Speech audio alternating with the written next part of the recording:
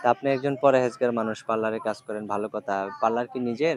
জি না, মানুষের পার্লার। কারণ আর বিয়ে শাদী হয় নাই, একাই থাকি বাচ্চা নিয়ে দাদির কাছে।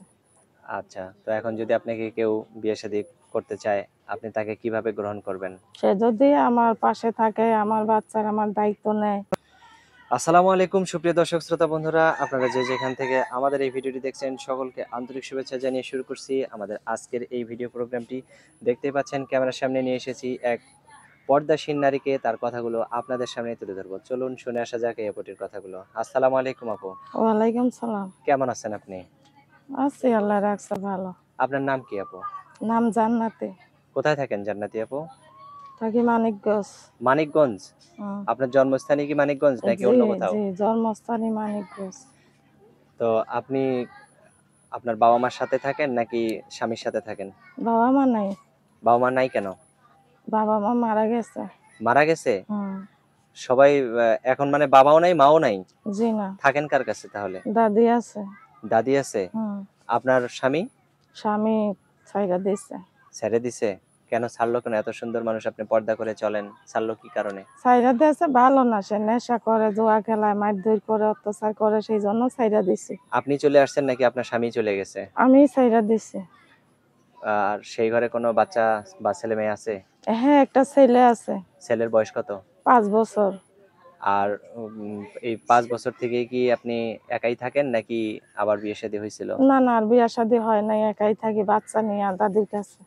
আচ্ছা, তো এখন যদি আপনাকে কেউ বিয়ে শাদী করতে চায়, আপনি তাকে কিভাবে গ্রহণ করবেন? সে যদি আমার পাশে থাকে, আমার বাচ্চার আমার দায়িত্ব নেয়, হুম বিয়া শাদী করে, হুম হুম। আমি তারে বিয়া করব।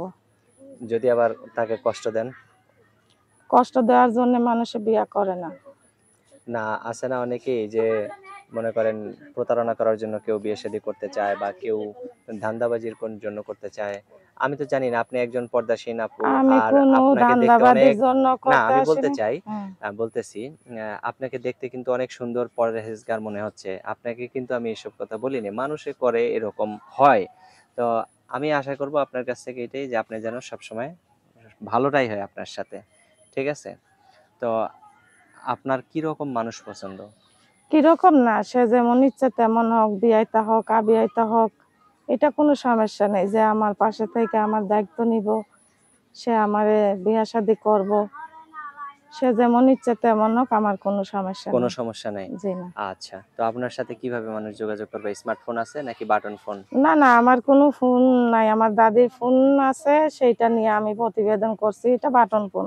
আচ্ছা, আর এই বাটন ফোনের নাম্বার কি এখন দিবেন না পরে দিবেন? না, আমি পরে দিয়া দিব। পরে দিয়ে দিবেন? হ্যাঁ। আচ্ছা, তখন আপনার ভিডিওতে বসায় আপনার ভিডিওটা ছেড়ে দিব, তাই তো? হ্যাঁ, ঠিক আছে। আচ্ছা, তো আপনার নামটা আরেকবার বলেন। আমার নামটা জান্নাত। জান্নাতি। তো হুম। ঠিক আছে জান্নাতি আপু, ভালো থাকবেন। প্রিয় আরো। দর্শক আপনারাও ভালো থাকবেন। আরো কিছু বলবেন? হ্যাঁ ভাইয়া, আমি তো কাজ কাম কইরা খাই, এইগুলা আচ্ছা, তো আমার বলতে হবে। হ্যাঁ হ্যাঁ বলেন। হুম। কি কাজ করেন আপনি? আমি কাজ করি, পার্লারে কাজ করি। পার্লারে কাজ করেন? হুম। তা আপনি একজন পরহেজগার মানুষ, পার্লারে কাজ করেন, ভালো কথা। পার্লার কি নিজের? জি না, মানুষের পার্লার কাজ করি। কত টাকা পান আপনি? দেয় ডেলি 200-300 টাকা দেয়। সেটা দিয়ে সংসার কোন রকম চলে জি। নাকি? হ্যাঁ। আর আপনার দাদি কোনো কাজ করে? জি না, আমার দাদি কাজ করতো বাসা বাড়িতে, এখন অসুস্থ হয়ে গেছে, এখন আর কাজ কাম করে না। আচ্ছা, তো ঠিক আছে। দোয়া করি আপনি যেন খুব শীঘ্রই একজন ভালো ব্যক্তিকে পেয়ে যান। তাকে নিয়ে আপনি সারা জীবন থাকবেন। ভালো থাকবেন, হ্যাঁ? জি প্রিয় দর্শক আচ্ছা। আপনারা ভালো থাকবেন। আজ এ পর্যন্তই। আসসালামু আলাইকুম।